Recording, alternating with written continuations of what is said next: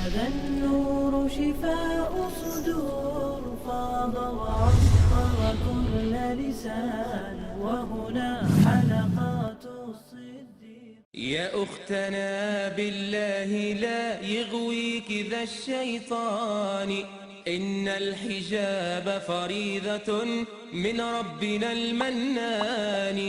إنا سمعنا أختنا قولا عجابا. بسم الله الرحمن الرحيم. الحمد لله والصلاة والسلام على رسول الله وعلى آله وصحبه أجمعين.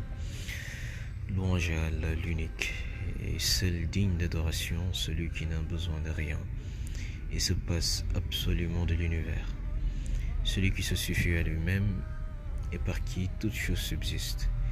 Il n'a ni associé, ni assistant, ni compagne, ni enfant. Rien ne lui est semblable et il est capable de toutes choses.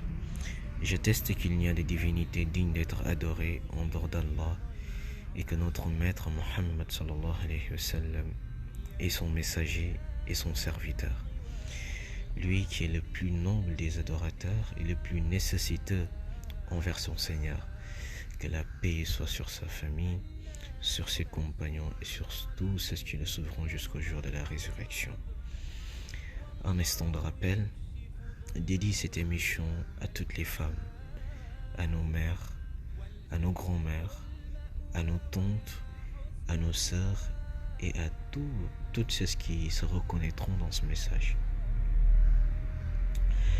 Je vous salue de la meilleure des salutations par la même occasion, la salutation des gens du paradis, qui est assalamu alaikum wa rahmatullahi wa barakatuh. Que la paix et la miséricorde, la bénédiction d'Allah subhanahu wa ta'ala soit sur vous.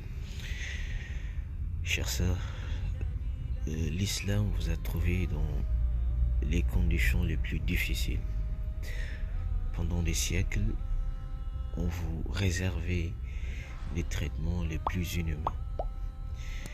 Vous valiez parfois même moins qu'un objet.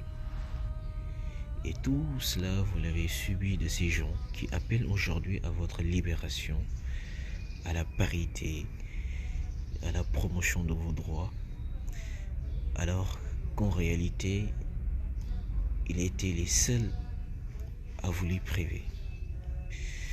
Chers sœurs, ouvrez les livres d'histoire et vous serez tout simplement stupéfaites. Vous aurez les larmes aux yeux.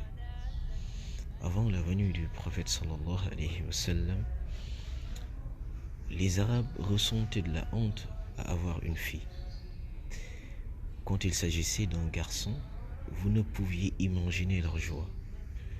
Cependant, si c'était une fille qu'on leur annonçait, leur visage s'assombrissait. Ils se sentaient gênés. Ils avaient le cœur serré. C'est pourquoi certains allaient jusqu'à enterrer vivante leur fille pour seulement fuir cette pression sociale qui faisait de la femme un mal tout simplement. Et c'est ce que Allah subhanahu wa ta'ala nous rappelle parfaitement dans la sourate 16 au verset 58 et 59 en ces termes: وَإِذَا بُشِّرَ أَحَدُهُمْ بِالْأُنْثَى ظَلَّ وَجْهُهُ مُسْوَدًّا وَهُوَ كَظِيمٌ. Et lorsqu'on annonce à l'un d'eux une fille, son visage s'assombrit et une rage profonde l'envahit. Il se cache des gens à cause du malheur qu'on lui a annoncé. Doit-il la garder malgré la honte ou l'enfouira-t-il dans la terre? Combien est mauvais leur jugement. Et dans la sourate 81, au verset 8 et 9, c'est la même chose qui est rappelée par Allah subhanahu wa ta'ala. Et lorsqu'on demandera à la fillette enterrée vivante pour quel péché elle a été tuée, toujours dans cette société avant la venue du prophète sallallahu alayhi wa sallam, la femme n'avait pas le droit d'hériter. Je ne sais pas si vous le saviez. Pire, elle faisait partie, au décès de son mari, de l'héritage. Voilà, ma sœur, comment tu étais traitée au temps du paganisme arabe. Dans la société indienne, Tu étais l'accessoire et l'objet de ton mari. Tu ne pouvais pas décider de tes propres affaires. Ton mari pouvait même se permettre de te parier au jeu de hasard. On attachait tellement la femme à son mari qu'elle ne pouvait se remarier à son décès. Il devait même mourir au décès de son mari.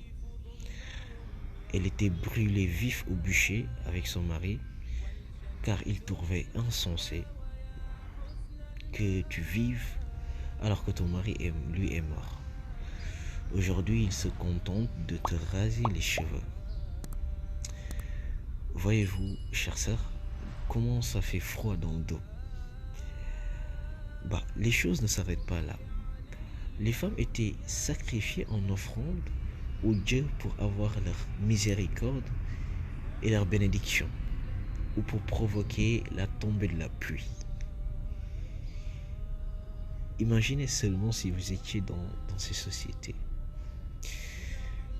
Voyez avec moi ce qui était dit dans certaines lois hindoues à propos de la femme. Je cite: ni la patience, ni le vent, ni la mort, ni l'enfer, ni les vipères, ni le feu ne sont pires que la femme. Pour dire que la femme n'est qu'une moins que rien, alors même que celles qui les ont mis au monde sont des femmes. Je ne sais pas ce qu'ils réfléchissaient. En Grèce, elle était un objet se vendant et s'achetant dans les marchés et ne disposant d'aucun droit. Dans l'Empire romain, l'homme avait tous les droits sur sa famille, même celui de vie et de mort sur sa femme et sur ses enfants, sans devoir rendre compte à personne.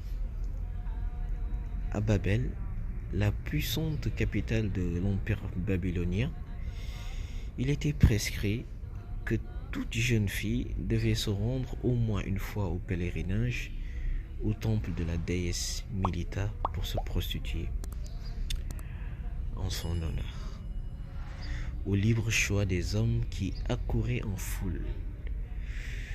Tu vois, les hommes pouvaient se permettre de se faire plaisir comme ils le sentaient, excusez-moi, sur ces pauvres femmes. Les traditions judéo-chrétiennes ont gardé, quant à elles, une image très négative d'Ève. Ève, c'est notre mère Hawa, qui, selon eux, est la source de tous les maux de l'humanité. C'est à cause d'elle, selon eux, que notre père Adam fut expulsé du paradis. C'est elle qui aurait influencé Adam à pécher. C'est pourquoi ses descendants de sexe féminin ont été maudits. La menstruation, la grossesse et l'accouchement étaient considérés comme les justes punitions de la culpabilité éternelle du sexe féminin maudit. Voilà, chère sœur, ce qu'était ta condition avant l'islam. Franchement, quand on découvre votre histoire par le passé, avant l'avènement du prophète sallallahu alayhi wa sallam, on n'aurait juste pas souhaité être à votre place. Vous aurez su donc par anticipation comment l'islam vous a affranchi, comment l'islam vous a reconsidéré, comment l'islam vous a élevé. Chère sœur, je vous en parlerai quand même dans la prochaine émission, Inch'Allah. En attendant, portez-vous bien, qu'Allah veille sur vous. Assalamu alaikum wa rahmatullahi wa barakatuh.